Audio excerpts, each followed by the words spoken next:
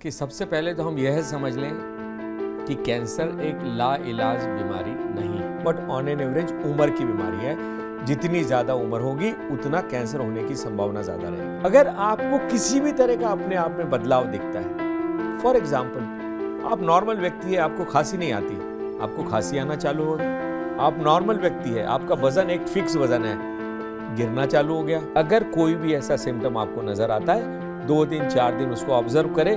मगर अगर आपकी उम्र थोड़ी सी भी ज़्यादा है, 40 साल से, इस सिम्टम को 2-3 दिन में अगर वो नहीं जा रहा है तो उसको तवज्जो दें और अपनी जांच शुरू करें। जितने कैंसर के मरीज हैं, पैदा हो रहे हैं, उससे ज़्यादा कैंसर के मरीज हैं जो इस बीमारी से पूरी तरह से ठीक हो चुके हैं।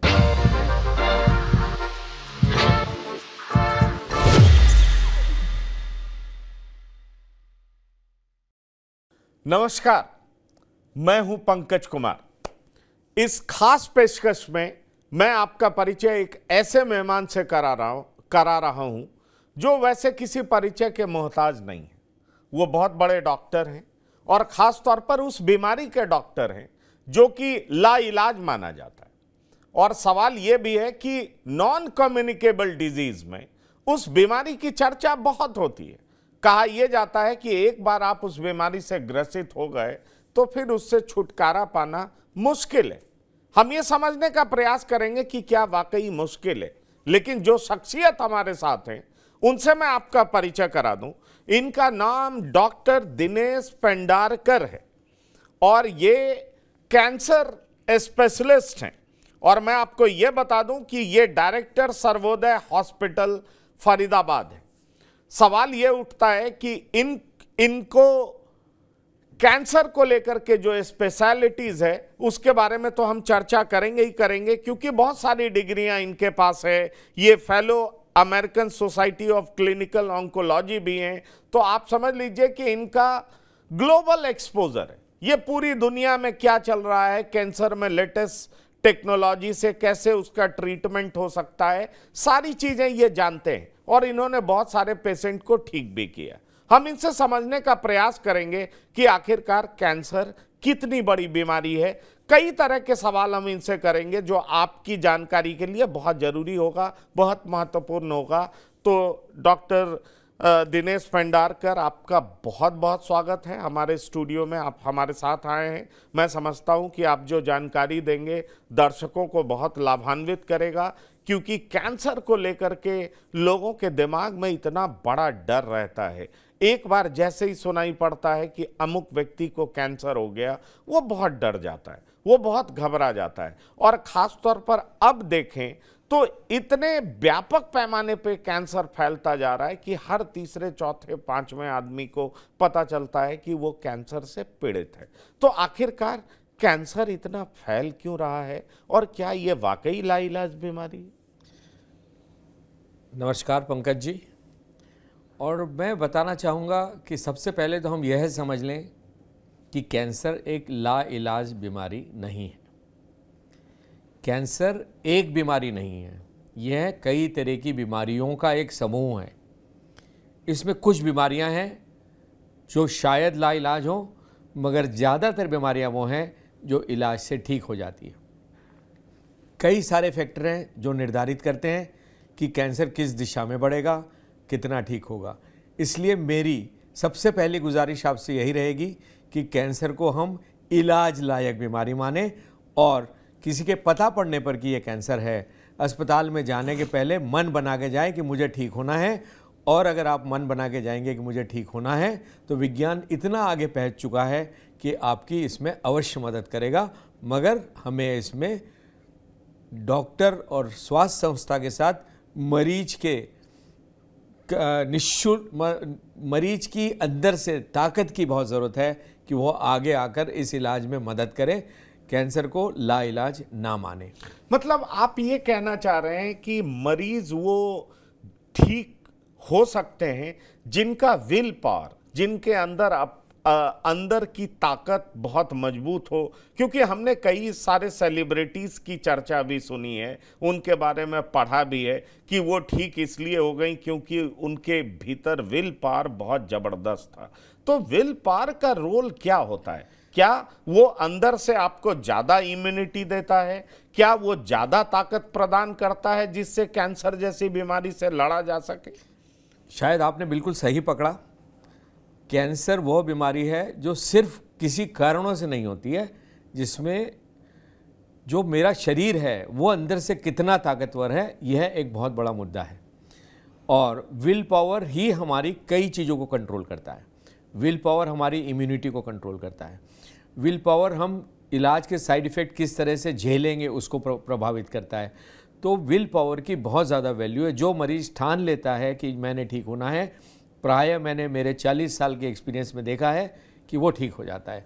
अगर मैंने पहले ही दिन मान लिया कि नहीं यार मैं तो बिल्कुल ही ठीक नहीं होने वाला हूँ, वो मरीज़ ठीक नहीं करता है। इसलिए मेरी सबसे पहली गुजारिश है, अगर किसी को पता भी पड़ता है कैंसर है, तो ठान के मरीज का मन बना के ठीक होने का इरादा रख के फिर अस्पताल में प्रवेश करें।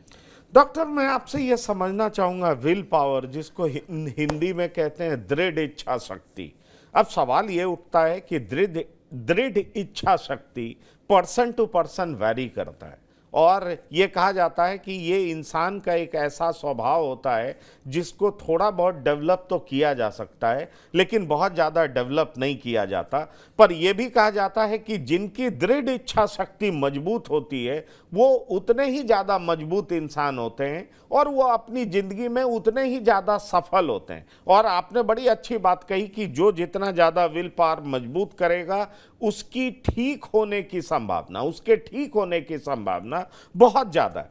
पर हमने जब चर्चा की शुरुआत की थी तो आपने कहा था कैंसर बिल्कुल लाइलाज बीमारी नहीं है, कुछ ऐसी बीमारी जरूर है, क्योंकि आपने बताया कैंसर बीमारी का समूह है, उसमें कुछ ऐसी बीमारियां हैं जो कि लाइलाज हैं, बाकी सबको ट्रीट किया जा सकता है। जरा अगर आप इसको एक्सप्लेन कर दें तो मुझे लगता है कि दर्शकों तक ये बात पहुंचेगी, जो कि बहुत ही इंपॉर्टेंट इंफॉर्मेशन होगा। इसमें मैं सिर्फ एक ही बात कहना चाहूँगा कि आज दुनिया में जितने कैंसर के मरीज हैं, पैदा हो रहे हैं, उससे ज़्यादा कैंसर के मरीज हैं जो इस बीमारी से पूरी तरह से ठीक हो चुके हैं। आज ठीक हो के दुनिया में रहने वालों की संख्या कैंसर जो हो रहा है उस मरीजों से कई गुना ज़्यादा है। यह एक ही फैक्ट ये प्रूफ करता है कि कैंसर एक ठीक होने वाली बीमारी है। हाँ, अब ऐसा बहुत बार होता है कि कैंसर लेट स्टेज में पकड़ में आया, मरीज सही समय पर डॉक्टर के पास नहीं पहुंच पाया, या कुछ इस तरह का बीमारी है जो ठीक नहीं हो सकता है। ये बहुत कम नंबर है इसका। ऑन एन एवरेज आज की तारीख में मरीज अगर जैसे ही उसको तकलीफ़ होती है वो डॉक्टर के पास पहुंच जाता है। आज हमारे पास सारी सुविधाएं हैं, हमारे घर के पास में डॉक्टर मौजूद है, हमारे पास जो आम जांच है जिससे हम कैंसर को पकड़ते हैं, एक्सरे है, सोनोग्राफी है, रूटीन खून की जांच है, ये हर गली में मौजूद है। तो ऑन एन एवरेज आज मरीज छोटी सी भी तकलीफ होते से ही डॉक्टर के पास पहुंच जाता है और डॉक्टर जांच करके कैंसर की संभावना बता देता है।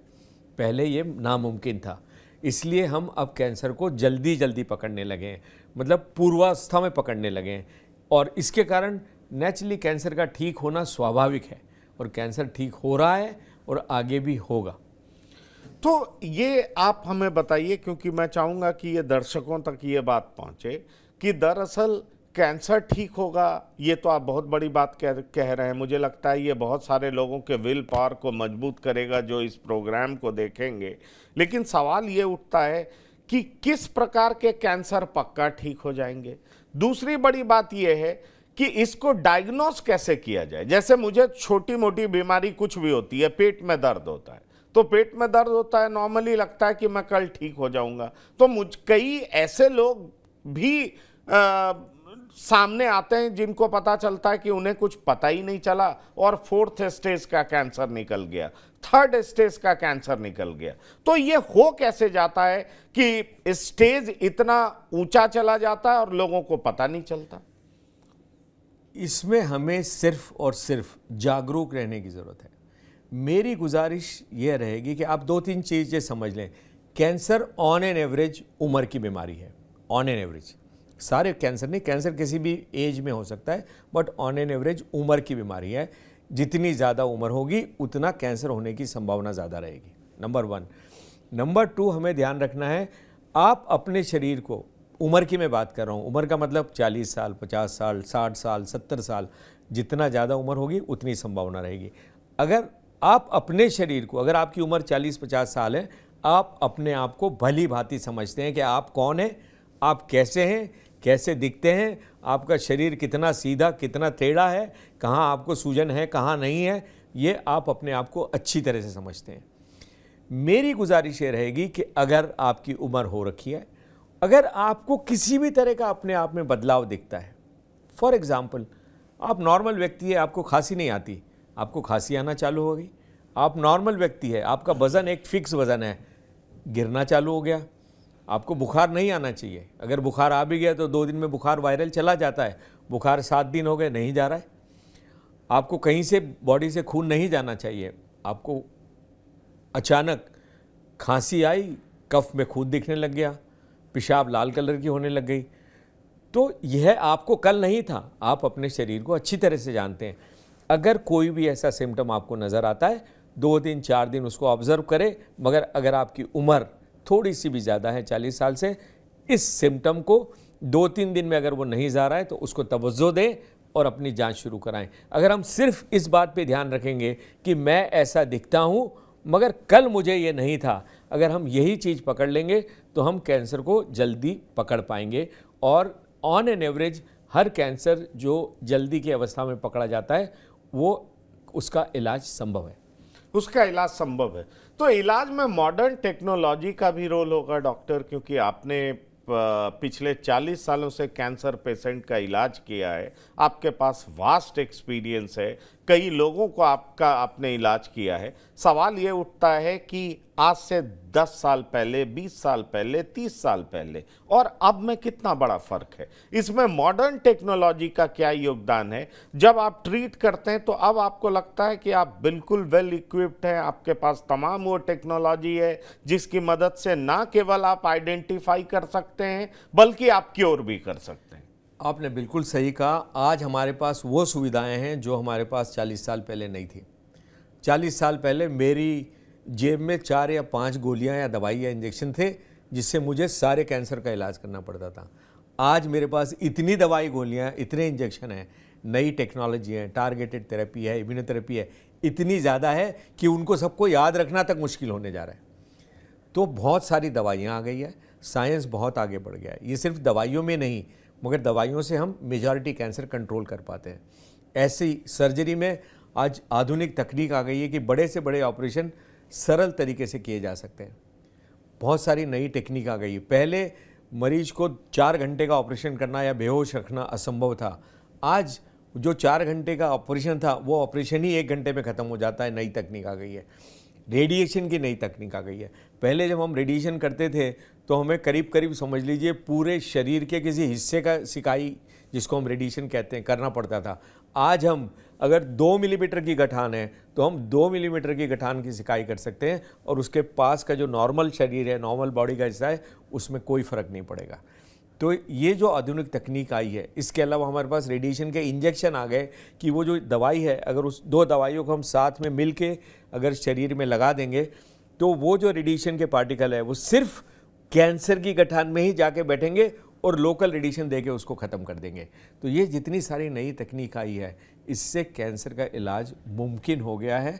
और ये सारा इलाज, खुशी की बात यह है कि हमारे यहाँ उपलब्ध है। इसके लिए हमें कहीं जाने की ज़रूरत नहीं है।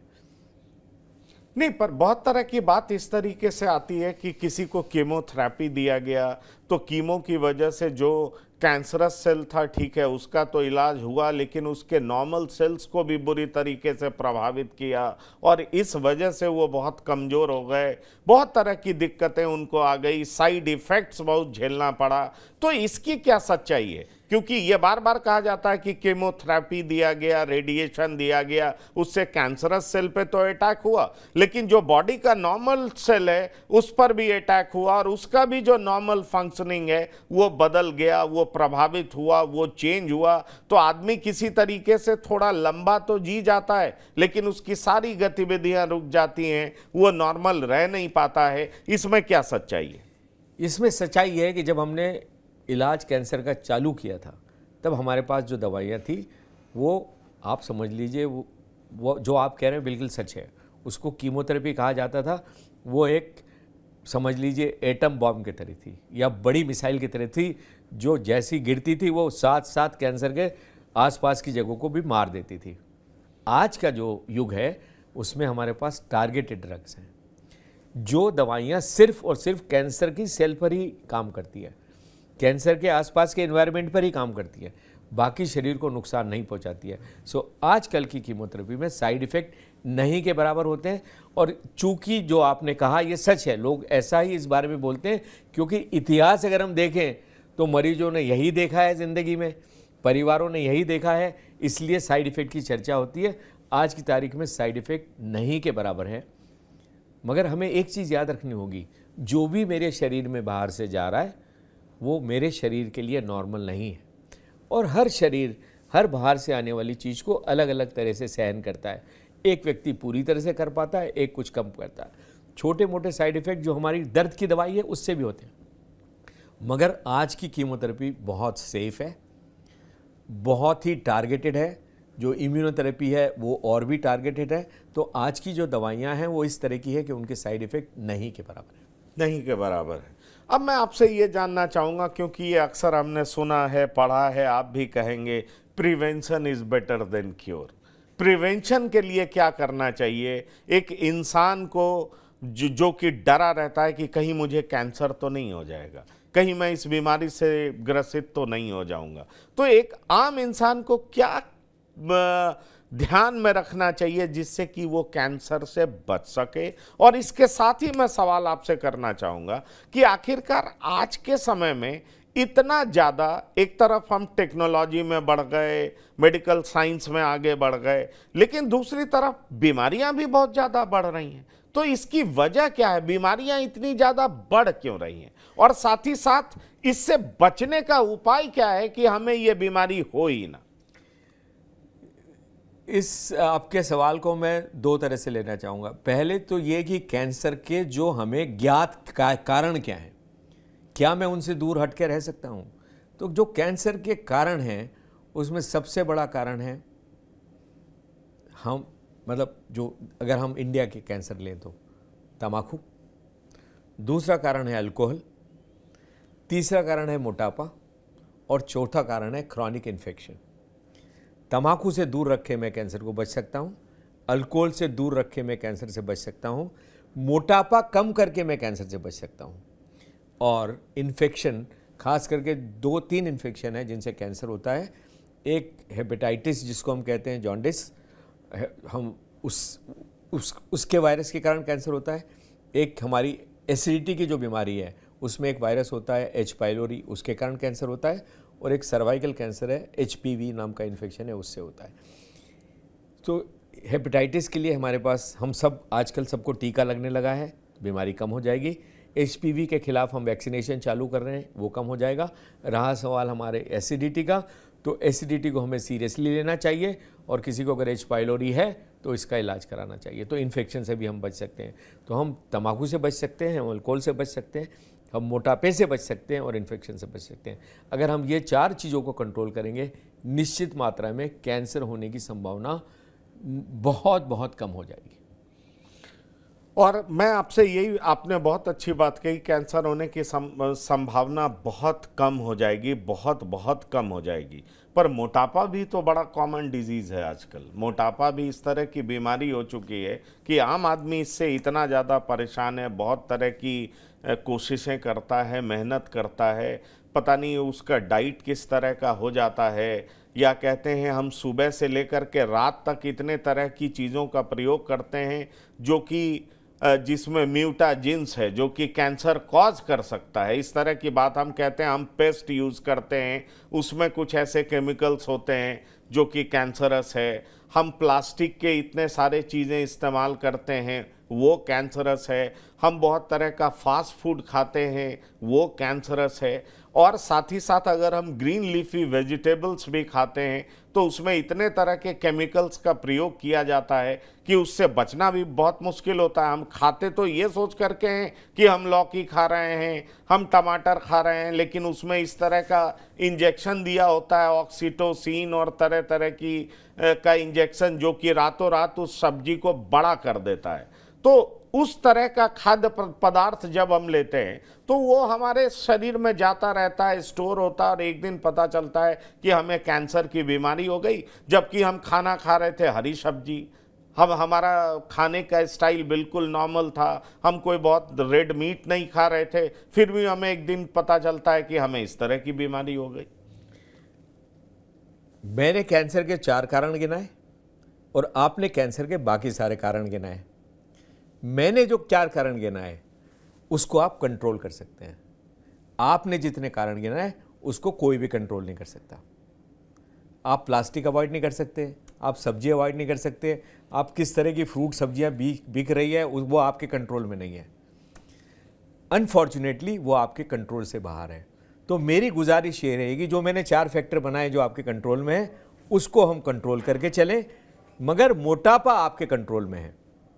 अगर आप अपने खाने पे पूरी तरह से ध्यान देंगे और वज़न कंट्रोल में लेके चलेंगे, अगर आप रेगुलर एक्सरसाइज करेंगे या अपने घर से ऑफिस तक पैदल जाएंगे या कुछ करेंगे, अगर हम हमारा मोटापा भी कंट्रोल कर लेते हैं तो ये जितने बाहर के फैक्टर्स हैं जो आपके कंट्रोल के बाहर हैं उनका असर हम पर थोड़ा कम होगा। तो मेरी गुजारिश ये रहेगी, जो हमारे कंट्रोलेबल फैक्टर हैं उनको हम कंट्रोल करें, जो हमारे कंट्रोल के बाहर हैं, जो है ही नहीं बाहर, उससे हम बचने की कोशिश करें कि हम डेफिनेटली ऑफिशियली हम ये कह सकते हैं कि फास्ट फूड को अवॉइड करना, फास्ट फूड एक ओबेसिटी का सबसे बड़ा कारण है। अगर हम उसको अवॉइड कर सकें तो बहुत अच्छा होगा, बहुत अच्छा होगा। और मैं एक कैंसर से रिलेटेड एक लास्ट सवाल आपसे करूंगा कि आजकल और भी क्या तकनीकें आ चुकी हैं, क्योंकि पहले कहा जाता था कि 4th स्टेज में आप पहुंच गए तो बचना संभव नहीं है। क्या अब 4th स्टेज में ट्रीट किया जा सकता है? पहले ये भी कहा जाता था कि दूसरे स्टेज तक आप बच सकते हैं, उसके बाद तीसरे में पहुंचते पहुंचते आप बच नहीं पाएंगे। आज की स्थिति क्या है? अगर हम नए जमाने की बात करें तो क्या तीसरे और चौथे स्टेज में लोग बच सकते हैं? बचने की संभावना कितनी? मैं माफ़ी चाहूँगा, मगर सबसे पहले मैं एक चीज़ क्लियर कर दूँ। 1st stage, 2nd stage, 3rd stage, 4th stage, ये मरीज के डिक्शनरी के शब्द नहीं हैं। ये शब्द डॉक्टर इस्तेमाल करता है और एक दूसरे से आपस में बात करने के लिए। अगर आप डॉक्टर हैं, मैं डॉक्टर हूं, तो मैं आपको बताऊंगा मेरे पास 2nd स्टेज का मरीज है, आप समझ जाएंगे मैं किस तरह की बात कर रहा हूं। मरीज के लिए सिर्फ ज़रूरी है कैंसर है या कैंसर नहीं है। इसलिए अपने कैंसर को कृपया किसी स्टेज के साथ ना जोड़ें। और जो कैंसर की दवाइयाँ हम लगा रहे हैं या रेडिएशन के पार्टिकल्स जैसे ल्यूटीशियम लगा रहे हैं, तो कैंसर की दवाई स्टेज 1 हो या स्टेज 4 हो, वो हर कैंसर के सेल में जा रही है। तो स्टेज 3 या 4 का कैंसर भी हो तो भी मेरी दवाई वहाँ पहुँचेगी, और स्टेज 1 का हो तो भी पहुँचेगी। तो स्टेज के बारे में ध्यान ना दें। आजकल जो कैंसर की दवाइयाँ आई हैं, जिसको मैंने कहा टारगेटेड दवाई, वो कैंसर जहाँ भी बैठा हो वहाँ जाएगी और कैंसर को मारेगी। इसलिए हमें सबसे पहले इम्पॉर्टेंट पता करना ज़रूरी है कि कैंसर किस तरह का कैंसर है, उस पर दवाई कितनी कारगर है, इम्यूनोथेरेपी कारगर है, कौन सी दवाइयाँ ज़्यादा कारगर हैं। तो हमें प्रयास ये करना चाहिए कि इस कैंसर में उस तरह की दवाई का हम इस्तेमाल करें। बिल्कुल।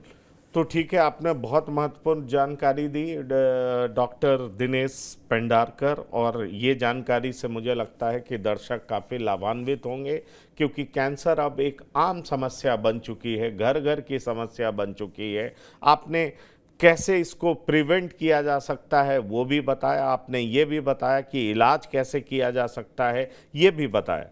लेकिन मैं आपको बताऊं, मैं आपसे पूछूं कि आने वाले 19 जून को सिकल सेल दिवस है, और सिकल सेल एनीमिया भी एक बड़ी बीमारी होती है। ये कैसी बीमारी होती है, कौन सी बीमारी होती है, और भारत के परिप्रेक्ष्य में इसकी अहमियत क्या है? अगर आप मुझे परमिशन दें तो मैं कैंसर के बारे में एक लाइन जोड़ दूं। जी हाँ, बिल्कुल।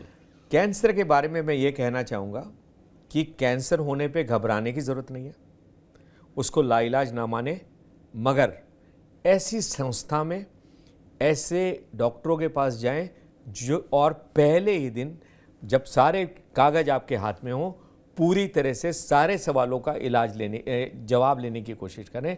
बिफोर स्टार्टिंग ट्रीटमेंट आपको पूरी तरह से बीमारी और इलाज के बारे में ज्ञान होना चाहिए।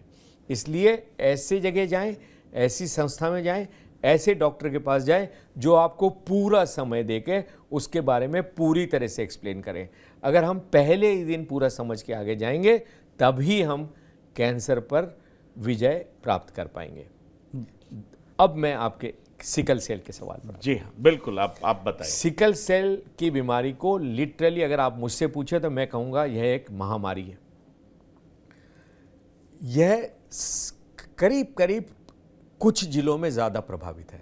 जैसे एक ये अनुवांशिक बीमारी है, जेनेटिक बीमारी है। मदर और फादर अगर आधा आधा बीमार होंगे तो बच्चा पूरा बीमार होगा। अगर ये बीमारी किसी को हो जाती है सिकल की, तो उस बच्चे की ज़िंदगी, मतलब उस बच्चे को सरकारी हिसाब से उसे डिसेबिलिटी का सर्टिफिकेट इमीडिएटली दे दिया जाता है। अब आप सोचिए, सरकार अगर डिसेबिलिटी सर्टिफिकेट दे रही है मतलब ये कितनी घातक बीमारी होगी। वो बच्चा काम नहीं कर पाता है, उस बच्चे को बार बार दर्द होता है, उसको बच्चे को बार बार अस्पताल ले जाना पड़ता है। उसके माँ बाप 24 घंटे बच्चे की क्या ध्यान रखने के चक्कर में अपने काम से उनको वंचित होना पड़ता है, दूसरे बच्चों को समय नहीं दे पाते हैं। यह एक भारत के लिए बहुत ही इम्पॉर्टेंट बीमारी है। इस पे ध्यान दिया जा रहा है और देना भी चाहिए। और जिन जिलों में ये है, ये खास करके हमारे आदिवासी इलाकों में होती है, ट्राइबल डिस्ट्रिक्ट में होती है, और एक एक ज़िले में कम से कम हज़ार से 2-2 हज़ार मरीज इससे ग्रसित हैं। तो ये हमारे लिए बहुत इंपॉर्टेंट बीमारी है। और सिकल सेल डिसीज़ के कंट्रोल के लिए और इसको ठीक करने के लिए हमें पूरे प्रयास करने चाहिए। इन बच्चों को मदद की ज़रूरत है, इन परिवारों को मदद की ज़रूरत है और हमें उसमें पूरी कोशिश करनी चाहिए। आदिवासी क्षेत्रों में ऐसा होता क्यों है? आदिवासी इलाके में जहां आदिवासी रहते हैं वहीं पर इस तरह की बीमारी क्यों होती है? यह एक्चुअली आदिवासी बीमारी, हम इसको इसलिए आदिवासी के साथ जोड़ेंगे, यह बीमारी आनुवंशिक बीमारी है, जेनेटिक है। इसका मतलब जो हमारे ट्राइबल इलाके हैं वहाँ जो ट्राइबल सोशल ग्रुप्स रहते हैं वो सदियों से वहाँ रह रहे हैं। माना जाता है कि ये बीमारी 10,000-15 साल पहले जेनेटिकली शायद डेवलप हुई होगी।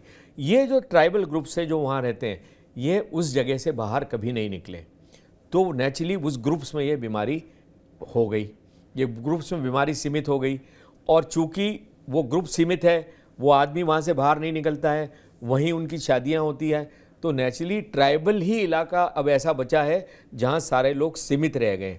बाकी इलाकों में लोग एक जगह से निकल के दूसरी जगह जाने लगे हैं, पूरे देश विदेश में घूमने लगे हैं, इसलिए वहाँ पर ये बीमारियाँ कम हैं। इसलिए ट्राइबल इलाके में, और ट्राइबल इलाका हिस्टोरिकली जो हमारा था, यह वो इलाका था जहाँ बहुत जंगल थे, झाड़ी थी, मतलब मलेरिया था। तो ये जो बीमारी है ये एक इवोल्यूशन है, ये आदमी ने अपने आप को इस तरह के चेंज करके मलेरिया से बचने की कोशिश करी थी। और जिसको ये बीमारी हो जाती है, आदि बीमारी, उसे मलेरिया से उसकी मृत्यु नहीं होती, तो वो मलेरिया से बच जाता है। तो नेचर ने, भगवान ने, बायोलॉजी ने इस तरह से डेवलप किया अपने आप को कि ये जेनेटिक म्यूटेशन आ गया। मगर अनफॉर्चुनेटली इन इलाकों में ग्रुप्स, क्लोज ग्रुप होने के कारण ये वहाँ रह गए, वो रह गए। मैं आपसे ये भी समझना चाहूँगा कि सरकार खास तौर पर, क्योंकि आपने बताया कि ट्राइबल बेल्ट से जुड़ा हुआ ये मसला है, तो सरकार भी तो इसको लेकर के बहुत कदम उठा रही होगी, बहुत प्रयास कर रही होगी। सरकार इस बीमारी को लेके बहुत सीरियस है। सरकार ने एक स्पेशल प्रोग्राम चालू किया है जिसका नाम है सिकल सेल एलिमिनेशन मिशन, कि सरकार चाहती है कि ये बीमारी पूरी तरह से ख़त्म हो जाए, ये पूरी तरह से, और इसमें बहुत सारी इसमें काम किया जा रहा है। खास करके 2 तरह का काम हो रहा है। यह पता लगाने का काम किया जा रहा है कि कौन सिकल सेल बीमारी के कैरियर है, मतलब किसको आधी बीमारी है। अगर मुझे आधी बीमारी है तो जब मैं शादी करने जाऊंगा तो मुझे पता होना चाहिए कि मेरी वाइफ को ये बीमारी नहीं होनी चाहिए। अगर उनको आधी भी बीमारी है तो हमारे बच्चों को पूरी बीमारी हो सकती है। तो सबसे पहले एजुकेशन, ट्राइबल पॉपुलेशन का एजुकेशन कि वो कैरियर तो नहीं है, जिसके लिए स्क्रीनिंग की ज़रूरत है। सरकार ने पिछले 2 साल में मैसिव लेवल पे स्क्रीनिंग किया है। कम से कम मेरा मानना है कि 2 से 3 करोड़ लोगों की स्क्रीनिंग हो चुकी होगी, शायद ये नंबर और ज़्यादा भी हो सकता है। तो बहुत बड़े युद्ध स्तर पर ये काम चल रहा है और मुझे लगता है इससे अच्छे परिणाम आएंगे और इससे आगे होने वाले सिकल सेल से पैदा होने वाले बच्चों की तादाद शायद कम हो जाएगी। मैं आपसे ये भी जानना चाहूँगा कि कैसे पहचाना जाता है कि ये बच्चा या ये आदमी सिकल सेल एनीमिक है, ये सिकल सेल एनीमिया से ग्रसित है, उसके लक्षण क्या हैं, कैसे पहचानते हैं उसको? सबसे पहले तो इन इलाकों में हमें यह करना पड़ेगा कि जो न्यू बॉर्न हो रहा है उसकी स्क्रीनिंग इमीडिएटली हो जानी चाहिए। उसको बोलते हैं newborn screening for sickle cell disease. कई इलाकों में चालू हुई है, मगर इसको हमें रूल बनाना पड़ेगा, क्योंकि हमें सस्पेक्ट करने में भी 1 आध साल लग जाता है। मगर अगर कोई छोटा बच्चा है जो पैदा हुआ है, जिसको खून की कमी नज़र आ रही है, जिसके हाथ पाँव में सूजन दिखाई दे रही है, उंगलियों में उंगलियां इतनी मोटी मोटी हो जाती है, अगर उंगलियां मोटी दिखाई दे रही है, इमीडिएटली उसकी सिकल सेल की हमें जांच करनी चाहिए। अगर बच्चा 1 साल से 5 साल का है, उसको बार बार वो अगर रोता है, ऐसा लगता है कि शायद उसे कोई तकलीफ़ हो रही है, और अगर वो इस इलाके से आता है तो उसकी सिकल सेल की टेस्टिंग ज़रूर कर लेनी चाहिए। तो इस हम शंका करके ही सिकल की टेस्टिंग कर पाएंगे, क्योंकि 3 साल बाद तो पता पड़ जाता है, क्योंकि मरीज को खून की आवश्यकता पड़ने लगती है, पेशेंट को बहुत बार पीलिया हो जाता है। तो हमें सस्पेक्ट करना पड़ेगा कि इसको सिकल है, खास करके अगर उसके मदर फादर इस इलाके से आते हो तो। आप कैंसर में अपना विशेष योगदान दे रहे हैं, पिछले 40 साल से आप मरीजों का इलाज कर रहे हैं। क्या सिकल सेल एनीमिया को लेकर के भी आप या आपकी टीम काफ़ी इलाज करती है? कि आपके पास इस तरह के पेशेंट्स आते हैं? आप अपना योगदान इस बीमारी को लेकर के किस तरीके से दे रहे हैं?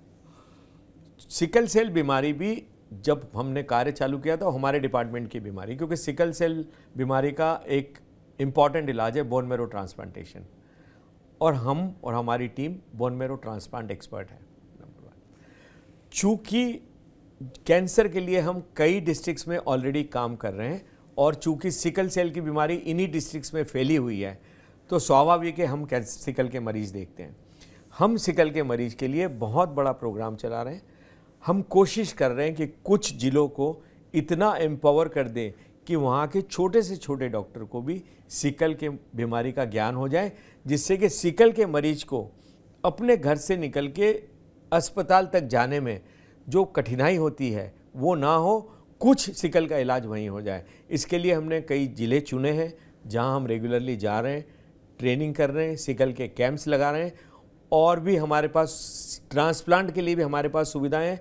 हम अगर सिकल और थैलेसीमिया एक बीमारी होती है, उन बच्चों में अगर ट्रांसप्लांट की भी ज़रूरत है, तो हमारे पास ताकत है कि हम इस तरह के प्रोसीजर में कई हद तक, बड़ी हद तक फाइनेंशियल मदद भी इन बच्चों की कर सकते हैं। तो इस ट्रांसप्लांट में भी हम उनकी काफ़ी मदद कर पाएंगे अगर कोई ऐसे बच्चे आगे आते हैं तो। इसलिए हमारा ग्रुप, हमारा पूरा सिस्टम सक्षम है सब तरह की मदद पहुंचाने में, एजुकेशन से लेके इलाज तक। चलिए, और मैं एक अंतिम सवाल आपसे करूंगा जो कि सिकल सेल एनीमिया और कैंसर दोनों से जुड़ा होगा। आपने एक बात बताई कि सिकल सेल एनीमिया ज़्यादातर आदिवासी इलाके में, ट्राइबल बेल्ट में पाया जाता है, आपने ये बात कही।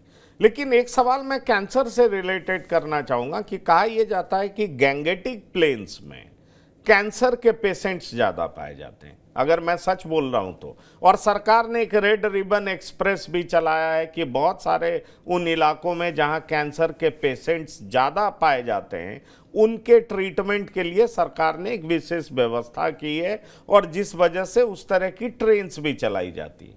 तो ये गैंगेटिक प्लेन्स में और ख़ासतौर पर पंजाब के इलाके में भी, या आप बिहार यूपी के भी कुछ इलाके में जहाँ से गंगा बहती है, वहाँ पर कैंसर ज़्यादा क्यों होता है? इसकी बड़ी वजह क्या है? इस पर कई तरह की रिसर्च हो चुकी है, मगर हम किसी निष्कर्ष पर नहीं पहुँचे हैं। मगर हमें ध्यान देना ज़रूरी है, जिस कैंसर की हम इस इलाके में बात कर रहे हैं, बिहार, उत्तर प्रदेश की खास करके, कॉमनेस्ट कैंसर इस इलाके में होता है पित्त की थैली का कैंसर या गॉल ब्लैडर कैंसर, और ज़्यादा ये होता है महिलाओं में। क्या हम इसे अगर ये जल्दी पकड़ में आ जाए और अगर पित्त की थैली का ऑपरेशन हो जाए, यह कैंसर पूरी तरह से क्यूरेबल कैंसर है। मेरी गुजारिश यही रहेगी इन इलाकों में, खास करके अगर पेट में थोड़ा सा भी दर्द होता है, अगर थोड़ा सा भी मोटापा है घर में, खास करके महिलाओं को सोनोग्राफी की जांच कराना ना भूलें, क्योंकि सिर्फ सोनोग्राफी की जांच में ही हम इसे पकड़ लेंगे।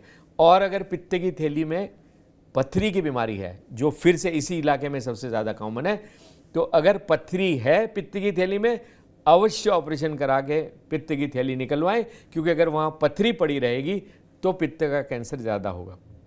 और गैंजेटिक बेल्ट में जो हम कैंसर की बात करते हैं, वो हम गॉल ब्लैडर कैंसर की जनरली बात करते हैं। चलिए, तो आपने बहुत महत्वपूर्ण जानकारी दी डॉक्टर दिनेश पंजारकर, और मैं ये समझता हूँ कि आपकी जानकारी जो कैंसर से रिलेटेड है, चाहे सिकल सेल एनीमिया से रिलेटेड है, वो लोगों को बहुत ज़्यादा लाभान्वित करेगी, लोगों के लिए लाभकारी होगी। मैं इसलिए भी सिकल सेल एनीमिया को लेकर के बात कर रहा हूँ क्योंकि 19 जून को विश्व सिकल सेल दिवस मनाया जाता है। तो समझा जा सकता है कि इस बीमारी को लेकर के पूरी दुनिया कितना ज़्यादा चिंतित है। और जहाँ तक कैंसर का सवाल है, तो कैंसर को लेकर के तो आज घर घर में चिंता बढ़ी हुई है कि आखिरकार इससे हम निजात कैसे पाएं, या ऐसी स्थिति में ही ना पहुंचे जिससे हमें इस बीमारी का सामना करना पड़े। तो आपने दोनों कंडीशंस के बारे में बताया, और आपने ये भी बताया कि कैंसर को लाइलाज बिल्कुल नहीं मानना चाहिए, विल पावर डेवलप करने की ज़रूरत है, और सही समय पर डॉक्टर तक पहुंचने की ज़रूरत है। और जब कोई इंसान डॉक्टर तक पहुंचे तो अपनी बीमारी के बारे में पूरे तरीके से जानकारी ले, वैसे ही संस्थान में जाए। मुझे लगता है आपका संस्थान निश्चित तौर पर इसको लेकर के लोगों को, खासतौर पर जो मरीज जाते होंगे, उनको पूरी जानकारी जरूर दे रहा होगा।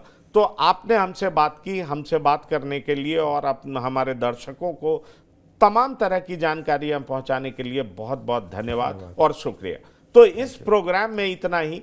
ताज़ा तरीन खबरों के लिए आप लगातार देखते रहिए TV9। धन्यवाद, नमस्कार।